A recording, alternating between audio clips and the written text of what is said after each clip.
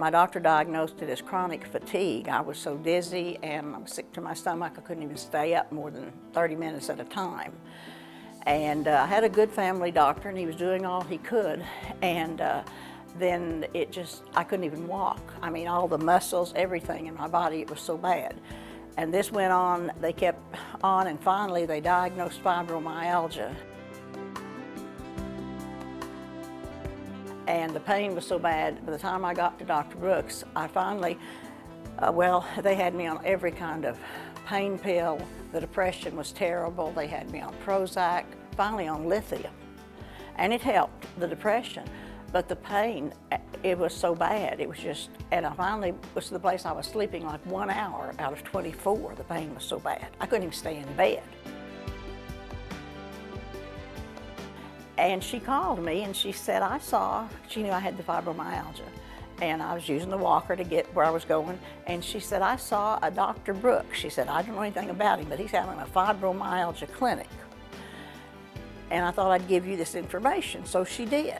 So I called the number and we came to this room.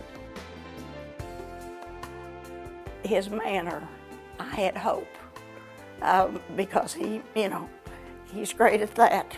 But at any rate, and I get emotional, I'm sorry about that. But anyway, he has helped me a great deal. He wasn't happy with the way the treatment went in the first time after he looked at it, and he did it again. And I came, but I only came, I don't know, we'd have to look at the record, but it just seemed like I'd been to a chiropractor before where you went every 2 times a week or whatever. But in about 2 or 3 times, it stayed in. And it stayed for a long time. And so, anyway, it's been miraculous. I have a granddaughter. She was 10 at the time, and I was a baton twirler at OSU. My daughter was a baton twirler at OSU.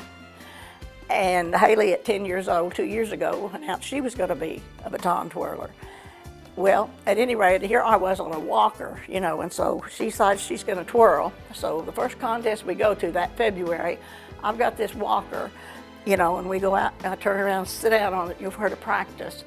But she's a natural. We know that when she starts. But anyway, a year later, from going to Dr. Brooks, a year later, I walked the whole day at a contest, even up and down a flight of stairs, without even a cane in a year's time is what it did for me.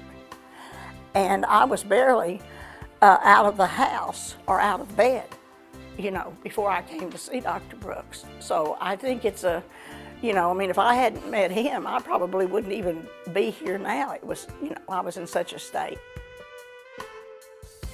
I can help take care of my grandchildren.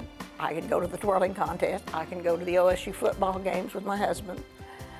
And this was something that, and I can even do some of my housework, which, I can walk around the house all the time, every day without help, which I couldn't do before. I would say he is a very caring and kind man.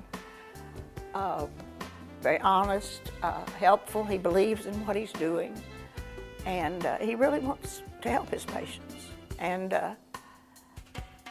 he's a man that, to me, I felt safe and I could trust him. I knew that he would not tell me something that, would not be to my benefit. Well, I just don't know where I would be if I had not found Dr. Brooks. If I pay attention to what I'm doing, I can live a fairly normal life, and I could not before.